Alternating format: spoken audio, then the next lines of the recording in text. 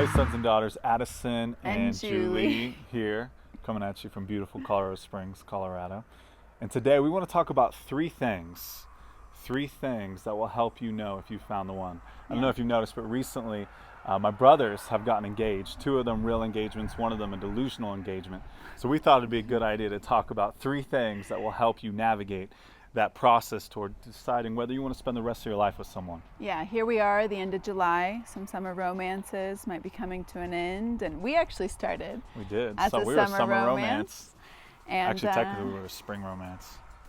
Technically. No. It was like But it was the very summer break, end of but it was May. a spring romance. It was like June 1st. Technically, that's still spring, Okay. Summer romance. but summer romance. 10 years strong. 11. Well, we've been together for 11 years. Yeah. 10 years married in October. Anyway, I'm sorry, I'm having the we want to give you guys tips to see if this thing is going to go the distance or if it should just be left You should in let the it past. go. Let it burn. Yep. So first of our tips is the knowing. What do you mean by the knowing? The knowing. The knowing. This comes down really to your relationship with God and the way that you hear from the Holy Spirit.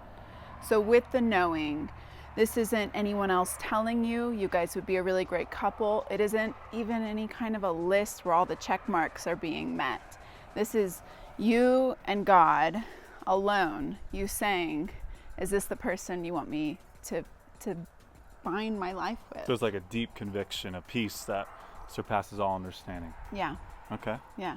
So did my dad ask you something about the knowing when we were dating? He did, and as we were starting to talk about marriage, which was really quickly towards the end of the summer, around this time, Yeah.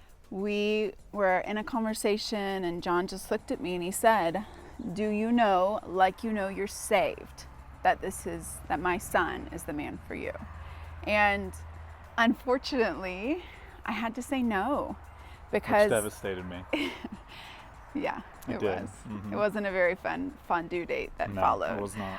But we went through a journey after that of a time where we had to put our relationship on an altar, and God met me there.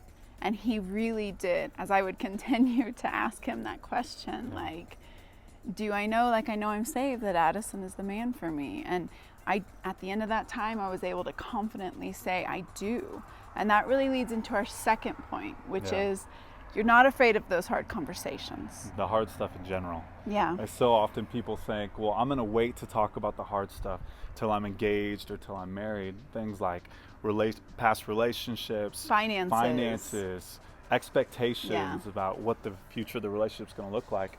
And the problem is, like, those are the hard conversations that really forge intimacy in our relationships. Yeah. And if you forego those conversations because you're afraid of hard stuff, you're not able to create that connection and see if that deep connection is a part of your relationship prior to going into engagement and marriage. So if you want to develop intimacy, if you want to get to know someone better, you have to go into it with a willingness to have hard conversations. Because if you're scared of the hard things prior to marriage, those hard things are only going to get harder after you say I do. It's absolutely true. And you need a willingness to go through hard stuff before marriage, so you know you can weather the storms that life is going to throw at you as a married couple.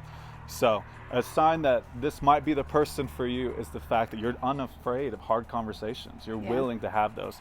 And the third tip, well, and I wanted to add, Okay. It's not just hard conversations between you and them. You are willing to allow other people, wise people who you respect, who you have respected on your own journey, to enter into those conversations with you. Yeah. Exactly. It's not or a frail to ask house that you're like, oh no, if they're going to blow a wind of opinion on my house, it's all going to get knocked down. Our relationship's going to be destroyed. Yeah, if you find yourself feeling the need to protect her or to protect him from people in your life who have been those probers, who have asked you the hard questions. And we're not just talking about anyone who has an opinion. We're talking about people who have the right to have a stake in your life. Exactly. Then you need to step back and evaluate why. Yeah. Why is it that you think they can't handle it, or they shouldn't have to handle any of the hard questions? Yeah. So the third and final thing, and what we both agree is really the thing. The thing is, you can answer this question in the positive. When I talk to people about marriage and they're trying to decide if they met the right person, I'll hear them say things like, I don't know if he's going to make me happy, or I don't know if she meets everything on my list. Yeah. But the truth is, marriage really is about laying your life down. And so the question you have to answer is, am I willing to lay down my life for this person? To sacrifice for this person. Because it's the picture, it's the symbol that God uses to communicate his love for us. Yeah. And so if you're willing to lay your life down for someone in the context of marriage, that's a pretty good indicator that you've probably found the one. Yeah. So to recap, the three.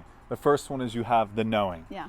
And the knowing doesn't mean you have every question answered, but it does mean you have this confidence, this assurance, this peace that God has called you to spend the rest of your life with that person.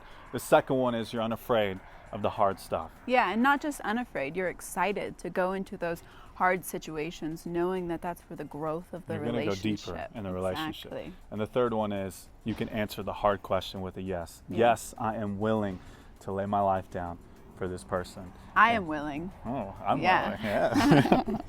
We can kiss on camera. It's been 10 years in October. Anyway, we want to hear from you. Share some comments below. Give us your feedback. Maybe share some tips, things that you've used to find the one, or maybe are using to determine whether you found the one. And yeah, we love doing this with you, and we'll see you next time. Bye.